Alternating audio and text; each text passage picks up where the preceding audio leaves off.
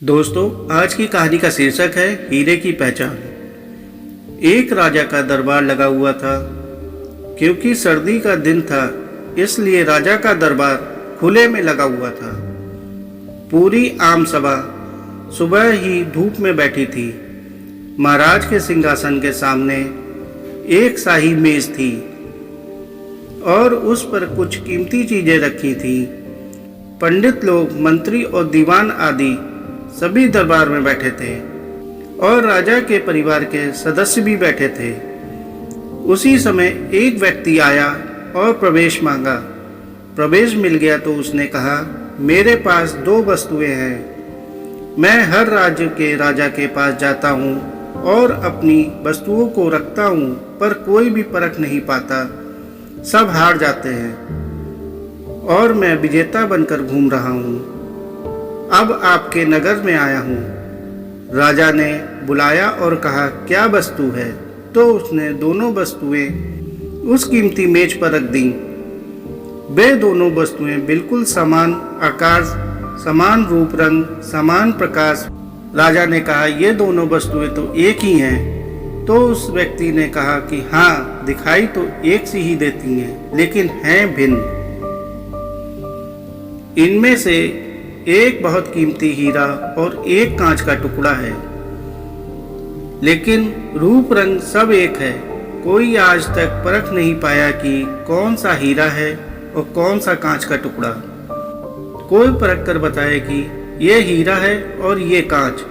अगर परख खरी निकली तो मैं हार जाऊंगा और यह कीमती हीरा मैं आपके राज्य की तिजोरी में जमा करवा दूंगा। पर शर्त यह है कि यदि कोई नहीं पहचान पाया तो इस हीरे की जो कीमत है उतनी धनराशि आपको मुझे देनी होगी। इस प्रकार से मैं कई राज्यों से जीतता आया हूँ। राजा ने कहा, मैं तो नहीं परख सकूंगा। दीवान बोले, हम भी हिम्मत नहीं कर सकते, क्योंकि दोनों बिल्कुल समान हैं। सब हारे, कोई हिम्मत नहीं जुटा पा रहा था। हारने पर पैसे देने पड़ेंगे, इसका कोई सवाल नहीं था, क्योंकि राजा के पास बहुत धन था। पर राजा की प्रतिष्ठा गिर जाएगी, इसका सबको भय था। कोई व्यक्ति पहचान नहीं पाया। आखिरकार पीछे थोड़ी हलचल हुई। एक अंधा आदमी हाथ में लाठी लेकर उठा। उसने कहा, मुझे महाराज के पास ले चलो। मैंने सब बात सुनी है और यह भी सुना है कि कोई परख नहीं पा रहा है।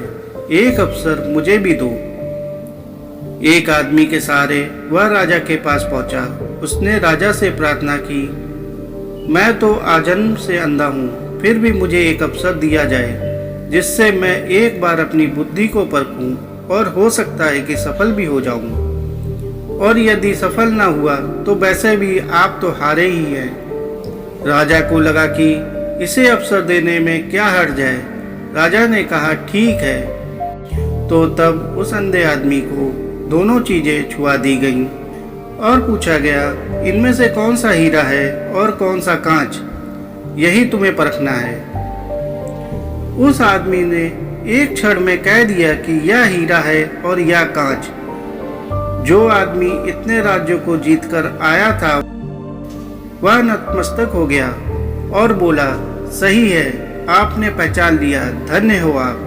अपने वचन के मुताबिक यह हीरा मैं आपके राज्य की तिजोरी में दे रहा हूँ। सब बहुत खुश हो गए और जो आदमी आया था वह भी बहुत प्रसन्न हुआ कि कम से कम कोई तो मिला परखने वाला। उस आदमी, राजा और अन्य सभी लोगों ने उस अंधे व्यक्ति से एक ही जिज्ञासा जताई कि तुम्हें यह कैसे पहचाना कि यह हीरा है और वह कांच? उस आदमी ने कहा कि सीधी सी बात है मालिक, धूप में हम सब बैठे हैं, मैंने दोनों को छुआ। जो ठंडा रहा वह हीरा और जो गर्म हो गया वह कांच। दोस्तों, जो बात बात में गर्म हो जाए, उलझ जाए, वह व्यक्ति कांच है, और जो विपरीत परिस्थितियों में भी ठंडा रहे वह व्यक्ति हीरा होता है। दोस्तों, आपको यह कहानी कैसी लगी कमेंट करके बताएं और इसी प्रकार की कहानियों के लिए चैनल को लाइक करें, सब्सक्राइब करें। धन्यवाद।